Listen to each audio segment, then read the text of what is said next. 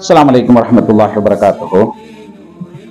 கண்ணியத்துக்குரிய உலமாக்களே, சகோதரர்களே, இன்றைக்கு 12ஆம் தேதி 8ஆம் மாதம் 2025ஆம் ஆண்டு. அல்ஹம்துலில்லாஹ், அல்லாஹ்வுடைய கிருபையால புத்தள மாவட்டத்தில் இருக்கக்கூடிய சுமார் புத்தளத்திலிருந்து கிட்டத்தட்ட 15 கிலோமீட்டர் தூரத்தில் அமைந்திருக்கக்கூடிய ஒரு எமது சகோதரருடைய வீடு ஆரம்ப கட்டத்தில் எப்படி இருந்தது, தற்போது எப்படி இருக்குது என்ற நிலைமைகளை நீங்க வீடியோல கீழே பார்த்து கொண்டிருப்பீங்க. அந்த அடிப்படையில இந்த வீட்டுடைய திறப்பு விழா இன்றைக்கு நடைபெறுவதற்காக வேண்டி இங்கே வருகை தந்திருக்கக்கூடிய விசேட அதிதியாக ஷேக் அப்துல் மலீக் மன்பாய் அல் மதுர்சத்துல் குர்ஆனியத்துல் ஃபவாஹி அதிபருமான அவங்களும், அதே போல இந்த வீட்டு உரிமையாளருடைய பக்கத்து மகளில் இருக்கக்கூடிய பள்ளி தலைவரும், அதே போல இந்த வீடு இருக்கக்கூடிய இந்த பள்ளிவாசலுடைய பேஷ் இமாம் அவர்கள் வந்து வருகை தந்திருக்கிறாங்க. அல்ஹம்துலில்லாஹ், இந்த சிறிய வீடா இருந்தாலும் பெரிய ஒரு மாளிகையா இருந்தாலும் இதை திறப்பல் என்பதற்காக வேண்டி இது சின்ன இடம்னு பார்க்காம ரொம்ப சிரமத்துக்கு மத்தியில எங்கட அப்துல் மலீக் மௌலவி அவங்க இந்த இடத்துக்கு சந்தோஷப்பட்டு இந்த இடத்துக்கு வந்து கொண்டிருக்கிறாங்க. அல்ஹம்துலில்லாஹ், அல்லாஹ் தஆலா அவங்களோட வாழ்க்கையில பரக்கத் செய்ய வேண்டும், நீண்ட ஆயுளை கொடுக்க வேண்டும். அல்லாஹ் தஆலா அவங்களோட பரம்பரையை கண்ணியமான முறையில் இந்த உலகத்துல வாழ வைக்க வேண்டும்.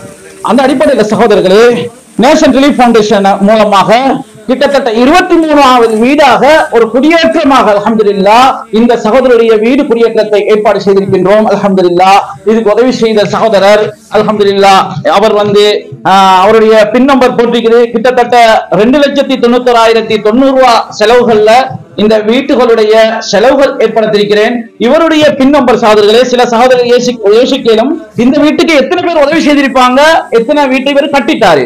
அதனால சகோதரர்களே, நீங்க பேஸ்புக் யூடியூப்ல இப்ப பார்த்து கொண்டிருக்க முடியும். இதுக்கு உதவி செய்தவர் இந்த பின் நம்பருடையவர் மாத்திரம் தான். இவர் முழு செலவையும் பொறுப்பெடுத்து செய்திருக்கிறாங்க. இதுல பார்த்தா விளங்கும் 1986 இவர் மட்டும்தான் இதுக்கு உதவி செய்திருக்கிறார். வேறு யாராவது தந்து நான் இதுக்கு செய்யலன்னு சொன்ன சகோதரர்களே, நீங்க பேஸ்புக் மூலம் அதை வெளிப்படுத்தலும். அதனால சகோதரர்களே, அழகான முறையில தேடி இனம் கண்டுதான் இந்த வேலை செய்யப்படுகிறது சகோதரர்களே. அதனால நம்ம ஒவ்வொருத்தருக்கும் கொடுக்கக்கூடிய சதக்காக்கள், தான தர்மங்கள் யாருக்கு போய் சேர வேண்டுமோ அவங்களுக்கு தான் போய் சேர வேண்டும். அல்லாஹ் தஆலா இப்படிப்பட்டவங்களுக்கு தான் இந்த உலகத்திலையும் மறு உலகத்திலையும் கண்ணியமான வாழ்க்கையை தருவான் சகோதரர்களே. அல்லாஹ் தஆலா எனக்கு தந்திருக்கக்கூடிய சொத்து மூலமாக நாங்க இப்படிப்பட்டவங்களுக்கு செலவழிக்கல் என்றால் நாளை கியாமத் நாள்ல மாட்டிக்கொள்வோம் சகோதரர்களே. நாங்க இன்றைக்கு ஆரோக்கியத்தோடு இருக்கிறோம், இது எங்கட கெட்டித்தனம் என்று நாங்க நினைப்போம். ஆனா கெட்டித்தனம் இல்ல சகோதரர்களே. நேற்று கூட ஒரு மையத்து எங்கட ஊர்ல என்னுடைய கடைக்கு பக்கத்துல நடந்தது. வீட்டில் இருந்து வந்தாங்க கடைக்கு தொழில் செய்வதற்காக வேண்டி. மாலை வரும்போது நான் பிள்ளைக்கு இதை வாங்கிட்டு வருவேன், மனைவிக்கு இதை வாங்கிட்டு வருவேன் என்று சொல்லி இருப்பாரு. ஆனா திரும்ப போனது ஜனாசாவாகத்தான் சகோதரர்களே. நாங்க உடுத்துக்கொண்டு போகக்கூடிய உடுப்பை நாங்க திரும்ப கலட்டுவோமா, அதை கிழித்தெடுப்போமா என்பது அல்லாஹுக்கு மாத்திரம் தான் தெரியும் சகோதரர்களே. நாங்க வெறுமனே சகோதரர்களே நூலாட்டி பொம்மை உங்களுக்கு தெரிஞ்சிருக்கும் எல்லாருக்கும். நூலாட்டி பொம்மை நூல் விளங்காது, அந்த பொம்மை அதாகவே தடுமாறி கொண்டிருப்பதாக விளங்கும் சகோதரர்களே. ஆனால் அந்த நூலுக்கு சொந்தக்கார மேல ஒத்தனை இருந்து அதை பிடித்துக் கொண்டிருப்பான், அது ஓடிக்கொண்டிருக்கும். அதே போல அல்லாஹ் தஆலா நம்ம நூலை பிடித்துக் கொண்டிருக்கிறான். எங்களோட ரூஹ் எந்த நேரம் போறது தெரியா சகோதரர்களே. இந்த நூலை துண்டிக்கப்பட்டால் எங்களோட ரூஹ் இந்த உலகத்தை விட்டு போயிடும். அதுக்கு மத்தியில நாங்க இந்த மாதிரி தான தர்மங்களை செய்து மௌத்துக்கு பிறகுள்ள வாழ்க்கைக்கு நாங்க தேடிக்கொள்ள வேண்டும். எங்களோட புள்ள தருவான், எங்களோட மனைவி கொடுப்பாங்க, என்னுடைய மௌத்துக்கு பிறகு நாங்க நம்ப கூடாது சகோதரர்களே. அந்த அடிப்படையில அதற்கு நீக்கிறதால எனக்கு அதிகமான இந்த பயான்கள் பேசிக்கொள்ள ஏலா. இன்ஷா அல்லாஹ் இந்த முழு விவரங்களையும் இந்த சதக்காவுடைய சிறப்புகளை பத்தி அழகான முறையில மலிக் மௌலவி அவங்க அழகான முறையில பேசுவாங்க. அஸ்ஸலாமு அலைக்கும் வரஹ்மத்துல்லாஹி வபரகாத்துஹு. பிஸ்மில்லாஹிர் ரஹ்மானிர் ரஹீம். நஹ்மது வ நுஸல்லி வ நுஸல்லிமு அலா ரசூலிஹில் கரீம். அம்மா பாத். ஃபகத் ஸால அல்லாஹு தபாரக வ தஆலா في كلامه العزيز وفرقان المجيد بعد أعوذ بالله من الشيطان الرجيم. بسم الله الرحمن الرحيم.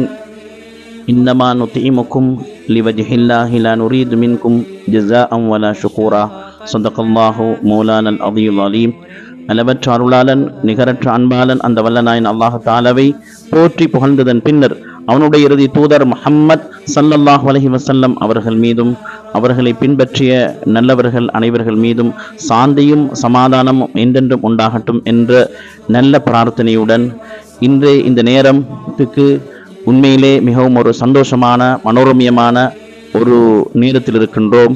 ஒரு மனிதரை வாழ வைப்பது, ஒரு மனிதருக்கு நல்ல வேலைகளை ஏற்படுத்தி கொடுப்பது, இதுவெல்லாம் இந்த சமூகத்திற்கு செய்கின்ற நல்ல பல சேவை திட்டங்களாக இருந்து கொண்டிருக்கிறது. எனவே இந்த அடிப்படையில் தான் அசீம்தீன் ஹாஜி இங்கே வந்திருக்கின்றார்.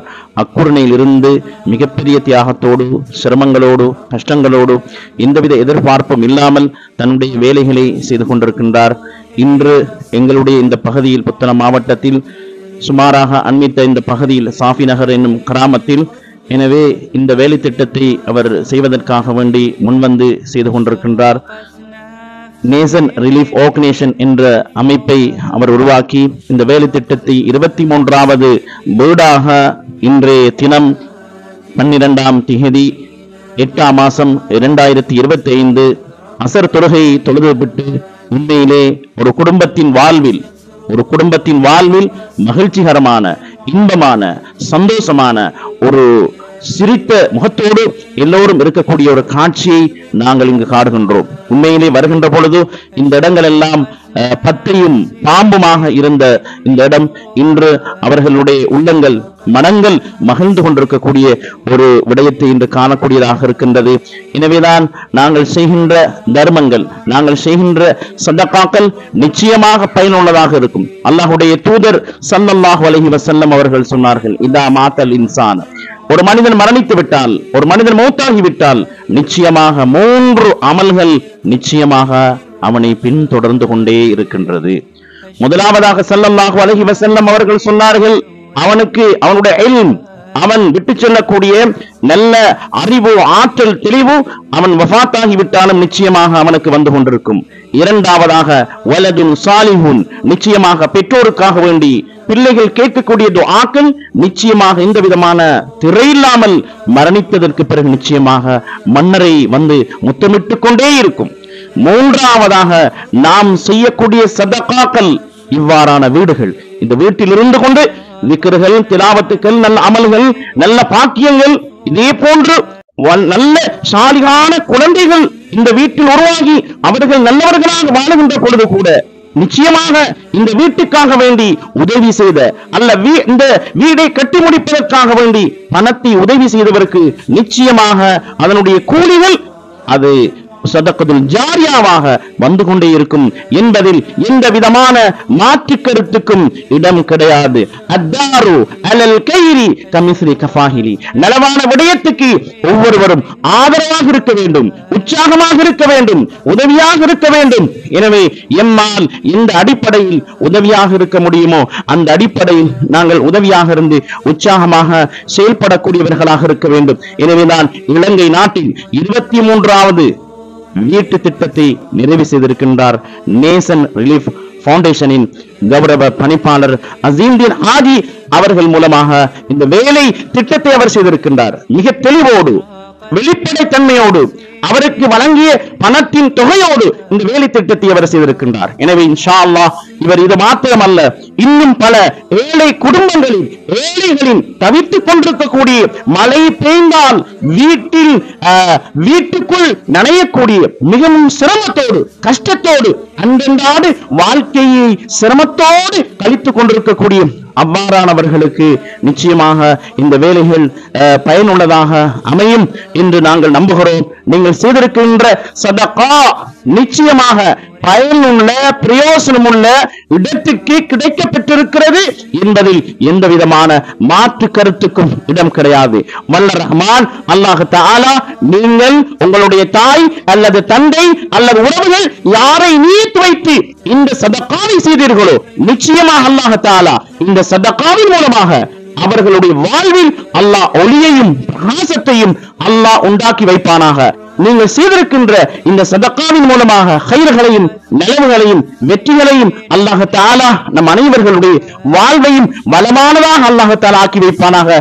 மென்மேலும் இதே போன்று நல்ல சமூக நலப்பணிகளுக்காக வேண்டி அசீம்தீன் ஹாஜியாரை அல்லாஹ் பாவிப்பானாக, அல்லாஹ் பயன்படுத்துவானாக. இந்த வீட்டை பெறுகின்ற பயனாளியாகிய ஜஹீர் அவர்களுடைய வாழ்வையும் அல்லாஹ் வளமானதாக ஆக்கி அவரும் இதே போன்று ஏனைய மக்களுக்கு உதவி செய்யக்கூடிய வளமான வசீகரமான விசாலமான வாழ்க்கையை அல்லாஹ் தஆலா கொடுப்பானாக.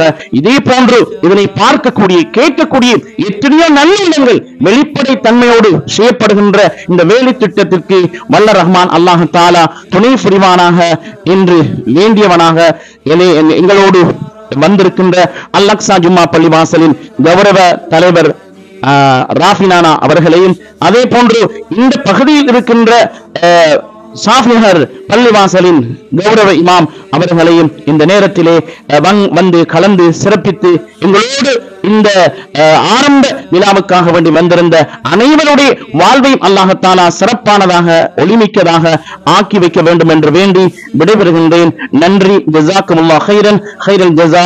ஸலாமு அலைக்கும் வரஹ்மத்துல்லாஹி தஆலா வ பரகாத்துஹு.